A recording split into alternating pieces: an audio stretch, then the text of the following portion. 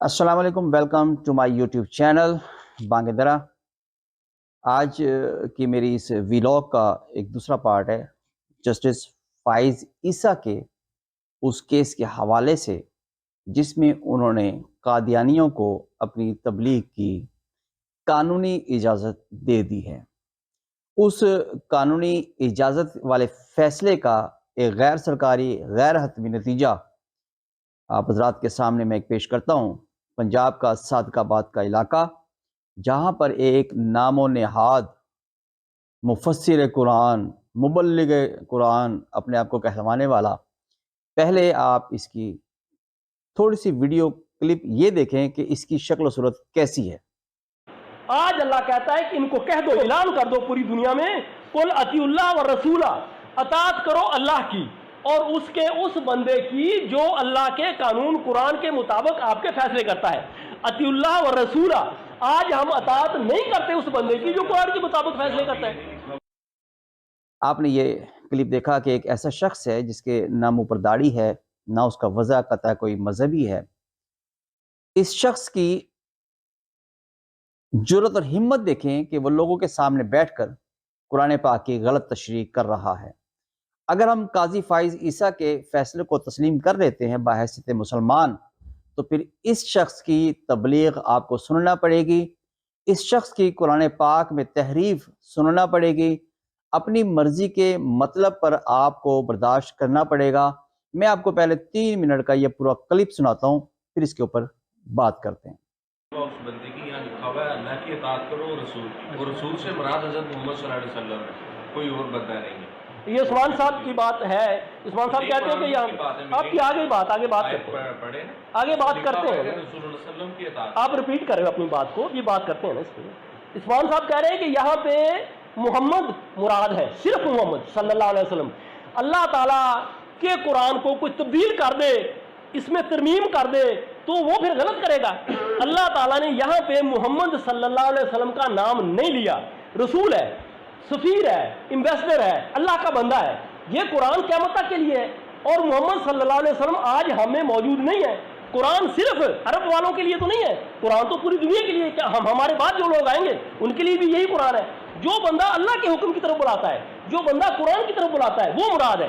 محمد صلی اللہ علیہ وسلم کی زندگی میں محمد مراد تھے، اس کے بعد ابو بکر آ گئے، عمر فاروق آ گئے، اس کے بعد بھی لوگ آتے رہے اور قیامت تک لوگ آتے رہیں گے۔ یعنی یہ مجھے طے کرنا ہے کہ میں نے اطاعت پی ٹی آئی کی کرنی ہے یا پی ڈی ایم کی کرنی ہے یا کس کی کرنی ہے، یہ مجھے فیصلہ کرنا ہے، اور مجھے فیصلہ کرنا ہے قرآن کے مطابق۔ اگر تو قرآن یہ اجازت دیتا ہے کہ میں نواز شریف کی اطاعت کروں تو پھر ٹھیک ہے، نہیں اجازت دیتا قرآن یہ، لیکن مجھے آج زندہ اللہ کا بندہ چاہیے نا جس کی میں اطاعت کروں، جو میرا امیر ہو یا میں کسی کا امیر ہو جاؤں۔ تو ہم نے اپنے صادق آباد میں، پورے پاکستان میں یا پوری دنیا میں ایک لیڈر مقرر کرنا ہے، اور اس کو رسول کہیں گے بھی۔ وہ اللہ کا بندہ ہوگا، وہ اللہ کا پیغام ہم تک پہنچائے گا۔ تو کل اطیعوا اللہ، تو اللہ تعالیٰ کہتا ہے، آپ نے بات کر دی عثمان صاحب، ابھی آپ ٹھیک ہو گیا، اس پہ پھر بات کر لیں گے، ابھی آپ کام روک رہے ہو، آپ کرنے نہیں دے رہے ہو ہمیں، ہو گیا نا آپ نے۔ کل اطیعوا اللہ و رسولہ، اطاعت کرو اللہ کی اور اس بندے کی، آج زندہ اللہ کا بندہ جو قرآن کے مطابق آپ کے فیصلے کرے، اس کی اطاعت کرو، یہ حکم ہے مجھے۔ اگر یہ حکم نہیں ہے تو پھر ہم شہباز شریف کی اطاعت کریں، ٹھیک ہے، پھر ہم بلاول کی اطاعت کریں، ٹھیک ہے، پھر ہم کسی پیر کی فضل الرحمان کی اطاعت کرتے ہیں، پھر فضل الرحمان ٹھیک ہے، نہیں ٹھیک ہے۔ آج مجھے اس بندے کی اطاعت کرنی ہے جو قرآن کے مطابق میرے فیصلے کرے، وہ اللہ کا بندہ ہوگا، وہ اللہ کا سفیر ہوگا، وہ اللہ کا ایمبیسڈر ہوگا۔ کل اطیعوا اللہ و رسولہ۔ اور دیکھیں ہمارے حکمران جیسے وزیر اعظم اور بلاول وزیر خارجہ باہر گئے ہوئے ہیں، اگر یہ اللہ کے بندے ہوتے تو اللہ کے سفیر تھے، یہ اللہ کے رسول تھے، اللہ کا پیغام لے جانے والے تھے۔ وزیر اعظم پاکستان شہباز شریف جب آج لندن گیا ہوا ہے، کامن ویلتھ میں میٹنگ میں، کانفرنس میں خطاب کر رہا ہے، اور وہ شہزادہ شاہ چارلس کی تاج پوشی میں بیٹھا ہے، اگر وہ اللہ کا بندہ ہوتا تو اللہ کا رسول اللہ کا پیغام لے کے جاتا۔ وہ اللہ کا پیغام نہیں لے کے گیا، وہ اللہ کا رسول بن کر نہیں گیا۔ اگر وہ اللہ کا رسول بن کے جاتا تو قرآن لے کے جاتا، اگر وہ اپنی خواہشیں لے۔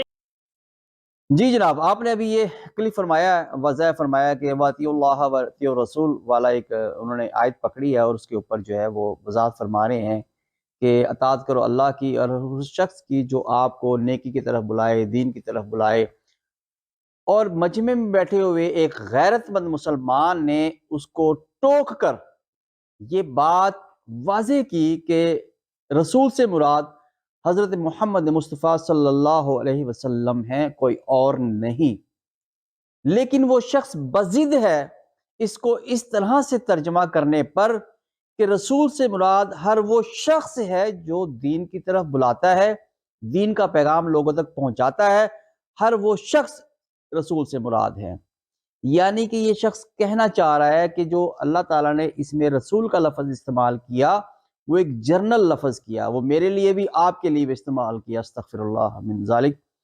یعنی وہ شخص یہ کہہ رہا ہے کوئی بھی مبلغ اسلام ہو، کوئی بھی مبلغ دین ہو، وہ رسول ہے، وہ کہنا یہ چاہ رہا ہے۔ اس غیرت مند مسلمان جو بیٹھے ہوئے اس مجمع میں، اور آپ نے دیکھا بھی ہوگا، وہ بار بار ٹوک رہا ہے اور وہ بار بار اس کو رد کر رہا ہے کہ آپ بس کریں، آپ نے بتا دیا بس کریں، لیکن وہ ترجمہ وہی کر رہا ہے جو اس کے دماغ میں بٹھایا گیا ہے، اور یہ وہی طریقہ واردات ہے جو قادیانیوں کے ذہنوں میں بٹھایا گیا ہے اور وہ مسلمانوں کے ذہن میں اس کو ڈالنے کے درپے ہیں۔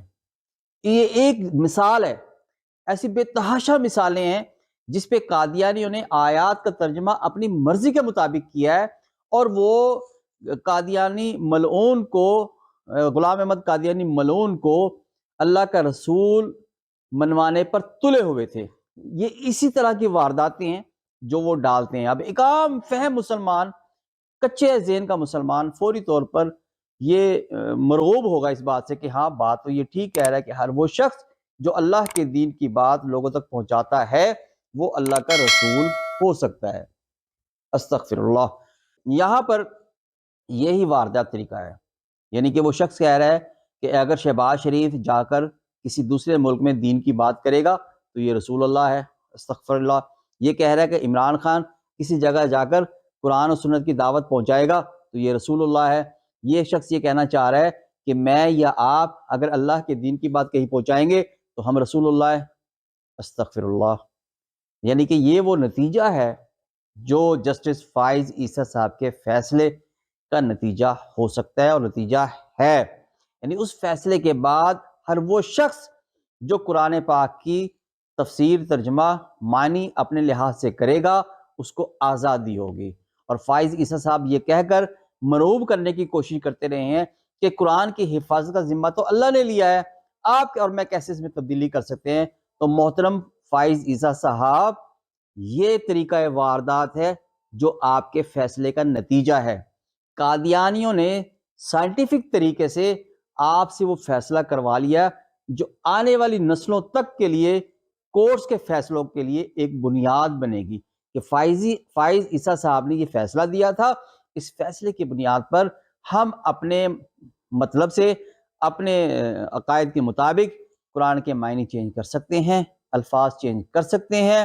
لہٰذا تم نے، فائز عیسیٰ صاحب، تم نے، میں آپ لفظ استعمال نہیں کر رہا، تم نے قوم کو یہ غلط راہ دکھلائی ہے، لیکن قوم سیاست پہ کمپرومائز کر سکتی ہے، قوم معاشرتی نظام پر کمپرومائز کر سکتی ہے، قوم معیشت پہ کمپرومائز کر سکتی ہے، لیکن اللہ کے دین پر، قرآن کی عظمت پہ، رسول اللہ صلی اللہ علیہ وسلم کی عظمت پہ کمپرومائز نہیں کر سکتی۔